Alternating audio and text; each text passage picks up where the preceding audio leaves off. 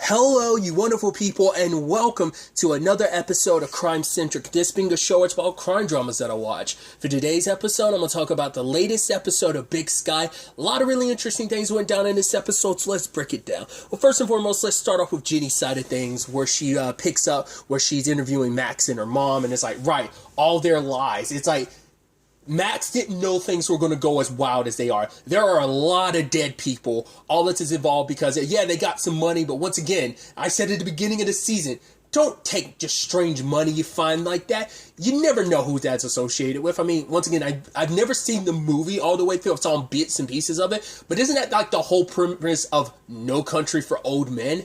Like, yeah. Like, don't just pick up random money and assume you could just, like, bail with it. It's like, oh, that money belongs to somebody. Somebody associated with that money. Like, especially because I'm always like, oh, there's a large chunk of money or drugs. I'm like, oh, yeah, that's cartel. No, I'm not about to get mixed up in that. But the kids were, stupid kids, and they took the money. And now, well, the money and the drugs, and now everything's turned out the way it has. And now, things are just toned to what they have. And even Max is kind of, because Jenny's like, right, your actions have led to all this. And Max is like, yes, I'm sorry. It's just like, she wishes if she could go back and change everything. But it's like, yeah, like none of them expected to be the fallout. They were just a whole bunch of kids that's all like, man, this is a crap ton of money, more money than they'd ever think possible to see all at once. And they kind of got blinded by that. And never once did they think there'd be the fallout that it is. So, but, at the same time, it's like, cool, they're about to bust Jag because they have a witness, and it is Bridger. Now, when they went to interview Bridger, I was immediately like, he's not going to say anything. I thought his parents trying to, because his parents are going to be like, no, we're going to protect you. You being a witness is going to be an issue. But it's like, yeah, I figured as lawyers, you push more for him to be a witness, which I guess they did. So I was like, all right, we're all on the same board here. But I just felt like, at first, I was just kind of like, his parents must have told him not to. It didn't even cross my mind to think, like, Ren and them threatened his family. And it's like, because even when Jenny was leaving, it's like, oh, you guys have got bags packed, huh? Even Madison came downstairs and she was kind of looking pissed, like, we need to tell them the truth, Mom and Dad.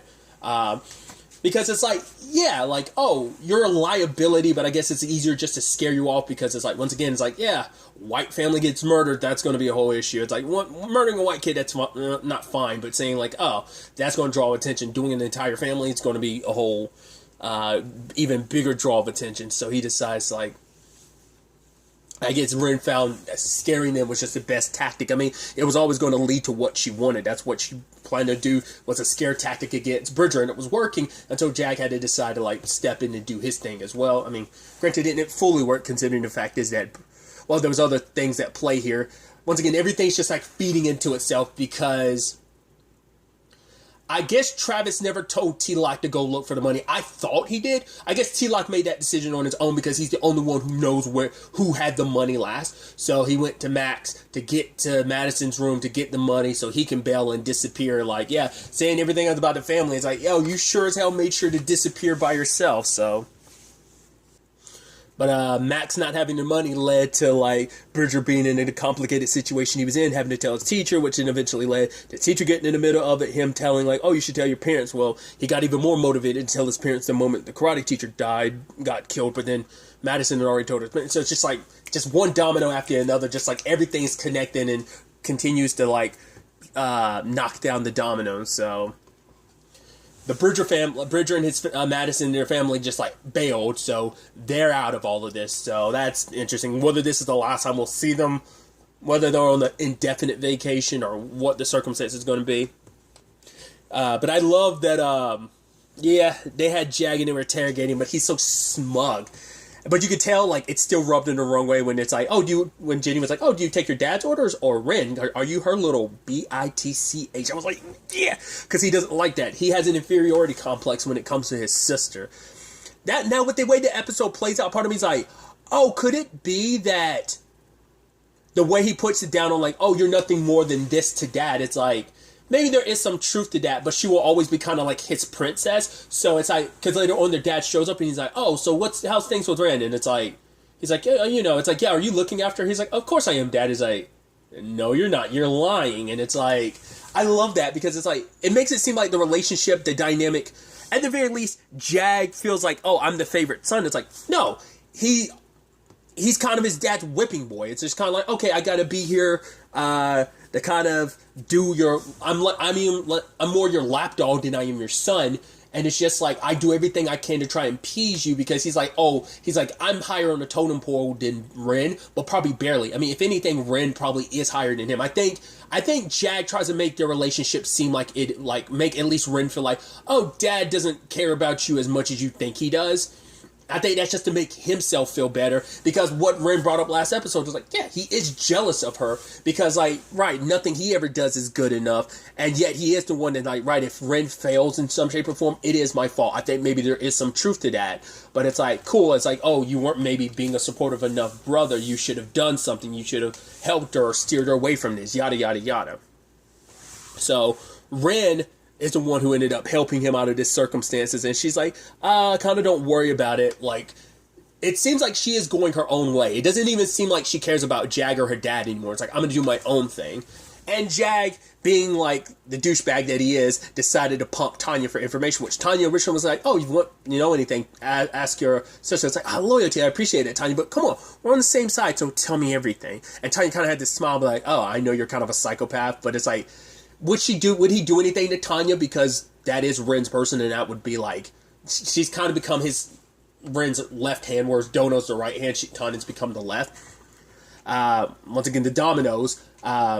Because Cassie's dad died, it made it easier for Tanya/Ren to get that ranch. And now the plan is to get a chemist to basically come here and start making the drugs and stuff. So it's like, right, they'll have a foothold because you don't have to worry about it getting it across like the border or something like that. It's like, no. Have it here, let Montana be like the foothold, like where it's all being made. And then you have another large distributor in the U.S. is kind of what they're, rather than kind of having to like ship through like another country, like go through the like borders and stuff like that. If you can have it happen inside the country, makes it easier to kind of distribute from that way rather than crossing the borders like to get it done. So Tanya did tell Jag everything, but the moment she was smiling and everything, so I'm like, did Ren tell you to tell him all that? Because I was like, I'm surprised Tanya would willingly give all that information out, not unless she was naive to believe, like, oh, I guess we really are into it. It's like, no, like, I guess, well, because Tanya knows where things stand between Ren and her dad. I mean, her brother and her dad. Especially because, like, oh, yeah, like, yeah, because Ren told me everything about it. I was like, oh, how awesome and smart I am and handsome. And he's like, I'm kidding. I know exactly what stuff my sister's probably told you about me. So, but not less, Tanya is kind of opportunistic and just like, oh, I have the opportunity? Yeah. I even love that she's like, oh, I'll get some trucker guys. And the guy's like, yeah, Tanya, I'm not working with you unless I know what this is about. He's like, oh, you better. The people I work with, they chop people into pieces. He's like, no, I'm not going to do this. She's like, no, you're going to do it. You're going to drive your trucks and you're going to shut up and just, that's going to be your role and you're going to get paid handsomely for it. So, once again, Tanya's feeling herself, going from waitress to this. And like, once again, I guess that dark seed was already in her in some shape or form. And it's just this opportunity presented itself. Once again, it's like, I find it so interesting that you decide to join forces with the people who kidnapped and threatened to kill you. But it's like, no. I see this as an opportunity. I guess you're like burying the hatchet because you don't want to just be stuck in Montana and live, like, doing some job as a waitress. It's like, I don't want that for the rest of my life. I talked about it before. It's always interesting because, like I said, this is my first time seeing... I don't think I've ever seen Jamie Lynn Sigler in, like, once again, acting-wise in anything before now. Like, I know the thing she's best known for is, like, Sopranos, but I've never seen The Sopranos before. I don't think I've seen any of the other stuff she's ever done. I've never actually looked through her filmography. So it's just, once again, the weird thing of, like, I know her from Pajama Pants, so it's always interesting because some actors I'll know their work first and then their personality outside of work, you know, but then in other cases, like Jamie Lynn Sigler's situation, like I've known her through podcasts and then eventually Pajama Pants before I like know her like through her craft of acting, and so it's just always interesting. But I love that the moment Jag is in front of his dad, it's just like him, like he's like a little boy in front of his dad. He's like, oh yeah, sure, yeah, okay, Dad. Like he is legitimately a little boy in front of his dad. I love his dad.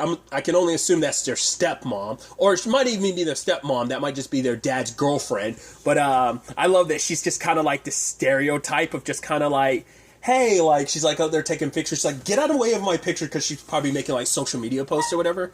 And so I love that it's just kind of like, oh, like maybe we should go to a spa or something like that while we're here. And he's like, oh, yes, sure thing, honey. And it's just like, it's weird seeing him bounce between like the scary like cartel father that he is to like, oh, yes, honey, like, sure, whatever. Could you put your headphones in and like listen to your audible and say, I already finished the book. How about Alanis Morissette? Oh, I do love, does anyone love Alanis Morissette? And he's like, I can mess with some Alanis Morissette. And it's like, honey, it doesn't matter what they enjoy. Could you just put your headphones in because me and Jack are trying to talk business? Like, okay.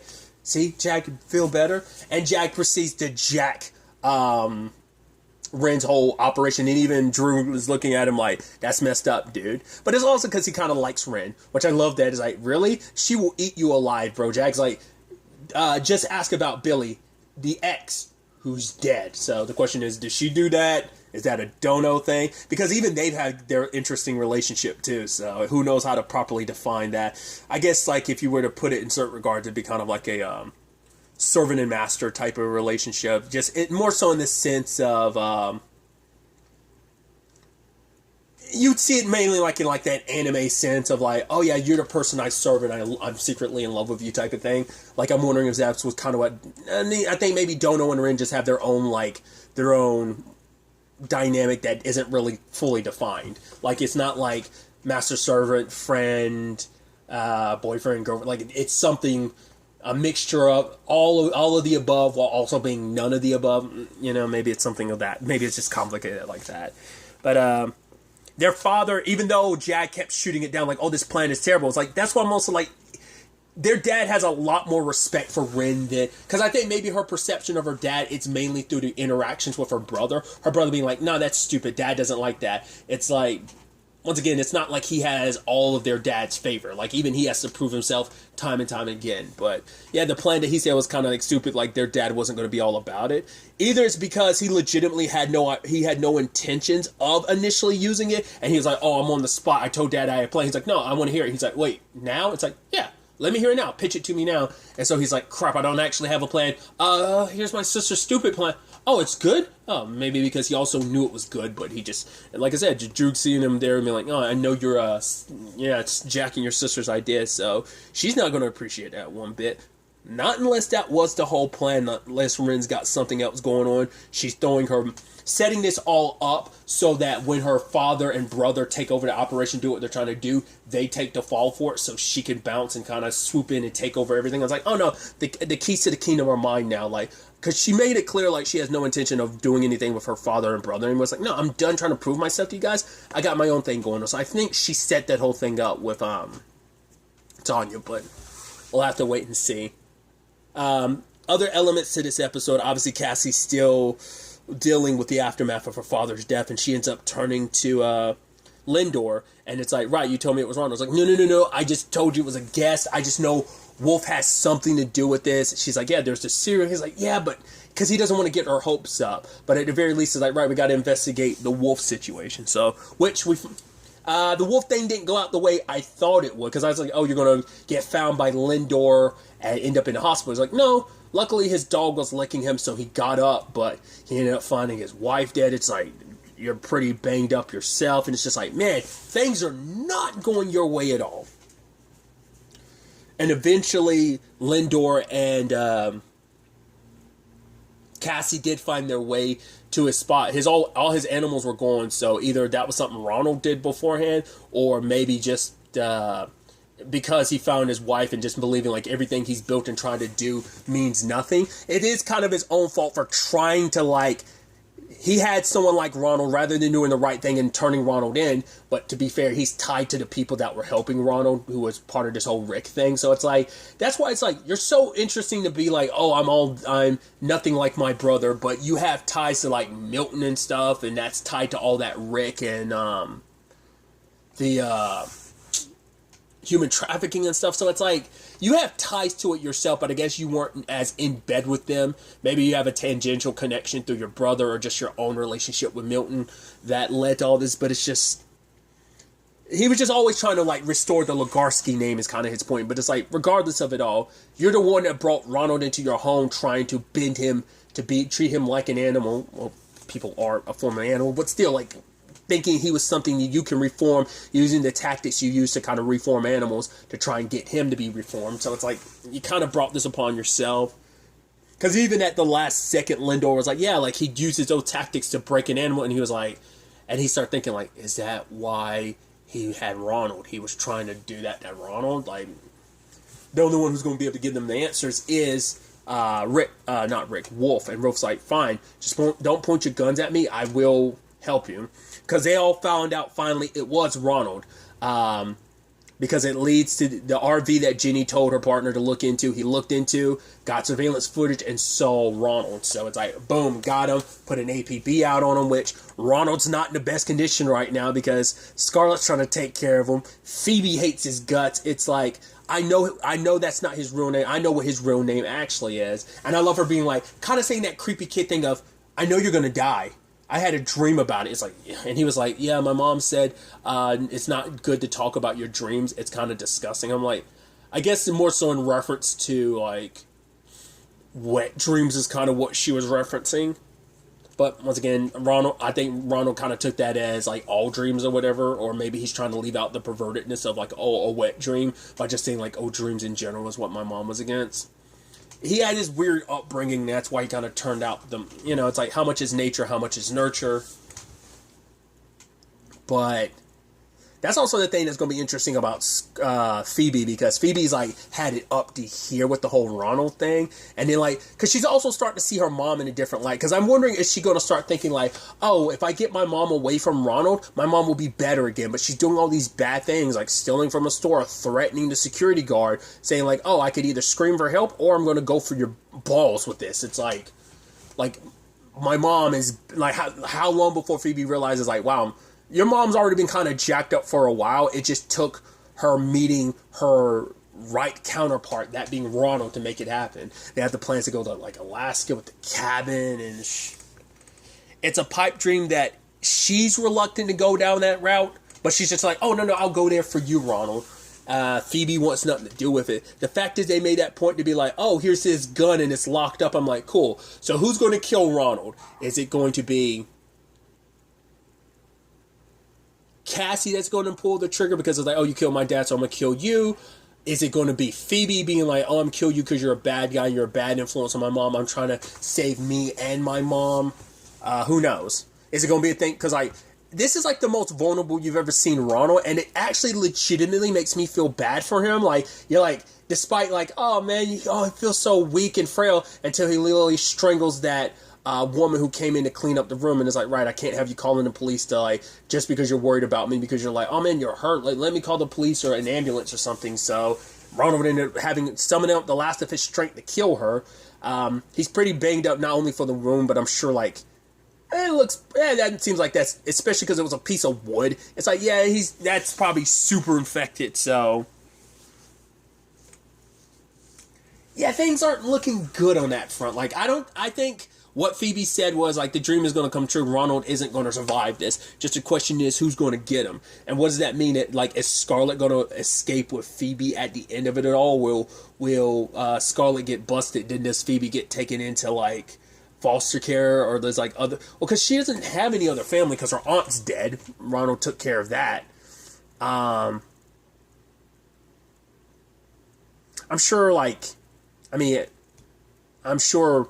Given the opportunity, Scarlett probably would have done the same thing too. Maybe it's just kind of like, familial ties, I'm probably less reluctant, I'm less likely to kill my sister just because I don't want to. It's just kind of messed up because despite a disagreement, you're still my sister, so maybe that would have played some part in it. But I think Phoebe's going to be the one to look out for, to see like whether or not she's the one that pops Ronald or whether it's going to be Cassie. I think Cassie deserves it, but maybe Cassie's going to be in a position to do it. But Phoebe's going to... it might be kind of like might be similar to the whole Rick thing. She was the one that technically killed Rick, so it would be interesting if she ended up being the one to kill Ronald. But I do say technically because she did shoot him in the head, but he ended up surviving. But then his wife is the one that killed him. So it'd be interesting if it's like, cool, Cassie injures Ronald, he doesn't die, or maybe in the process about to put him down, and Phoebe's the one that actually shoots him in the process because she thinks like, oh, this is the... Like, that kid's going to be a little jacked up when this is all said and done. No matter what the end result's going to be, whether it's off alone with her mom gets locked up, and not less like Ronald and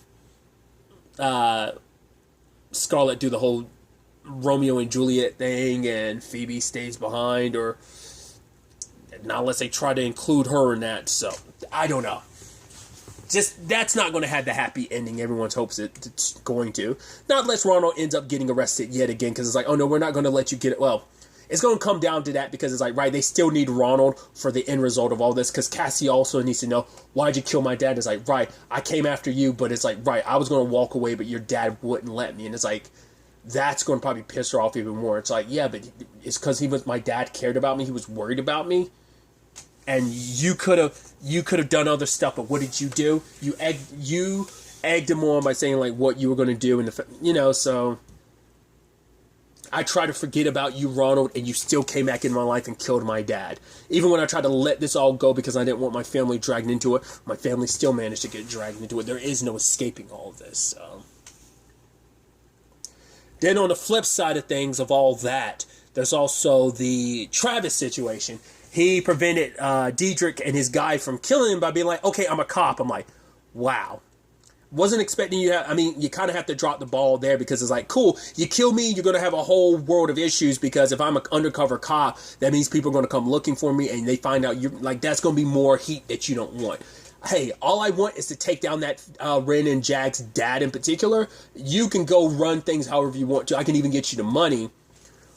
Which even Dietrich is like, oh, the fact is you're going after their pops. Like, why is that? Like, it sounds personal. He's like, maybe it is. I'm like, what is that? It did seem like from the very beginning this was personal to him for some reason.